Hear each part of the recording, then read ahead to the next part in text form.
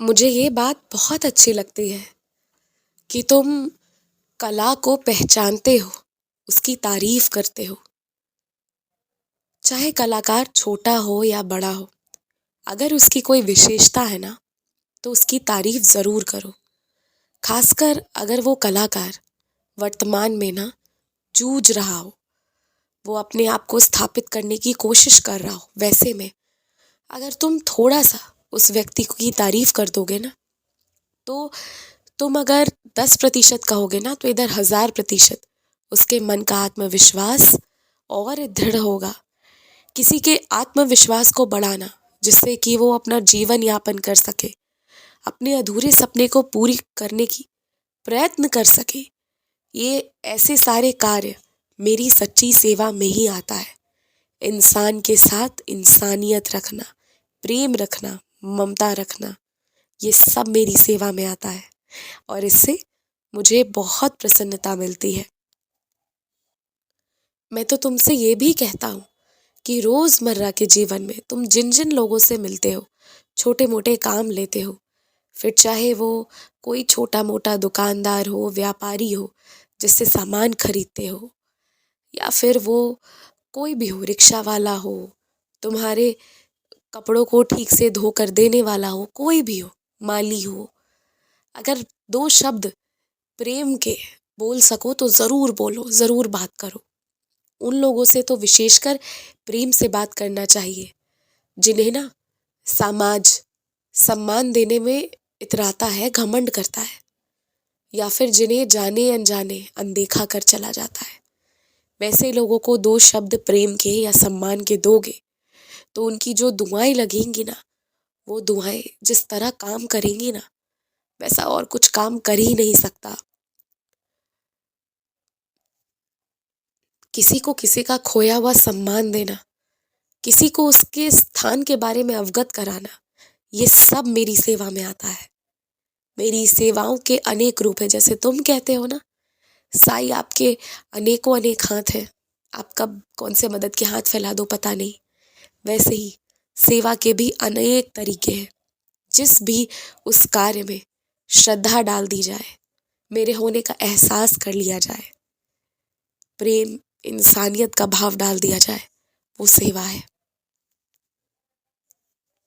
तुम जब मंदिरों में जाते हो ना, तो सिर्फ वहाँ पूजा करने में ध्यान लगाओ।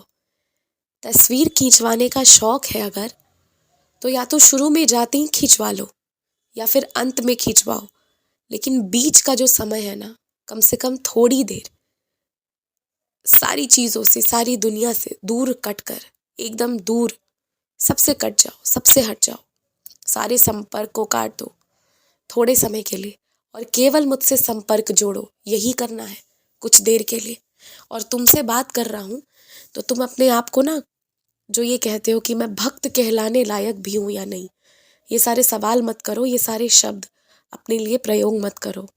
तुम भक्त हो मेरे, तुम बच्चे भी हो मेरे, सब हो मेरे, और ये कहलाने का हक है तुम्हें।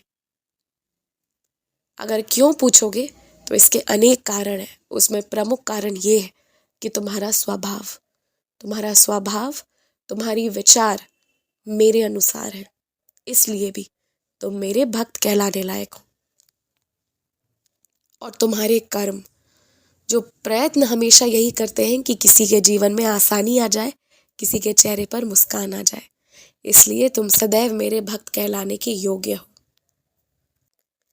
माध्याह्न के वक्त जो कल तुमने खाया था ना, उसे मैंने भी चखा है और मुझे वो अच्छा लगा। मुझे सच में अच्छा लगा, ताजुब मत करो। जब तुम मेरा ध्यान करके थाली में कुछ भी खाते हो ना, तो फिर वो मेरे तरफ से दिया गया महाप्रसाद बन जाता है। फिर वो क्या था क्या नहीं था, ये सोचने की बजाय उसका आनंद लेना ही तुम्हारा धर्म है, और वही करो। अगर किसी संत, फकीर या कोई ऐसा व्यक्ति जो वेद, पुराण या किसी विशेष ग्रंथ को जानता हो, उसे लोगों को सुनाता हो, उसके बारे में बताता हो, वैसे व्यक्ति की अगर कोई बात बुरी लग जाए ना, तो भरे समाज में कभी भी बेइज्जत मत करना। ये ज़रूर याद रखना कि अनेकों अनेक चीज़ के बावजूद वो भी इंसान है और उनसे भी गलती बिल्कुल उस तरह हो सकती है जिस तरह तुमसे हो सकती है। केवल उन्हें ईश्वर ने किसी विशेष कार्य के लिए रखा है तो वो अपना कर्म कर रहे हैं और उस दौरान गलती होना बहुत वास्तविक है, क्योंकि उनमें से कोई भी भगवान नहीं है। सबके अंदर भगवान है पर वो इंसान है, ये याद रखना। और मन में कोई बात हो तो अकेले में जब भी मौका मिले तो उसे पूछकर स्पष्ट कर लेना।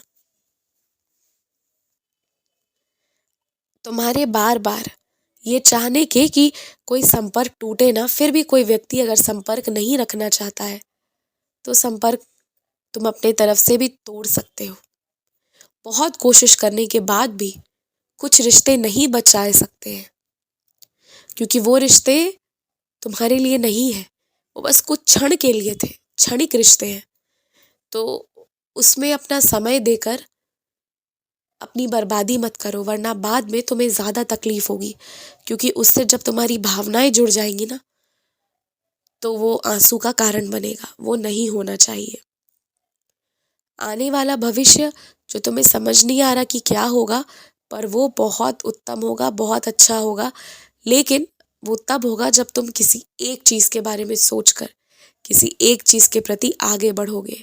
मेरी कुछ बेटियां अपने बच्चों को लेकर बेहद परेशान हैं, पर मैं तुम्हें ये आश्वस्त करता हूँ कि जिसकी बीमारी है वो ठीक हो जाएगी, और जिसका सोच गलत है, जिसका रास्ता गलत जा रहा है, वो अपने आप ठीक होगा। इस दौरान अगर उसे थोड़ी डांट पड़ती है ना तो तुम रोकना मत।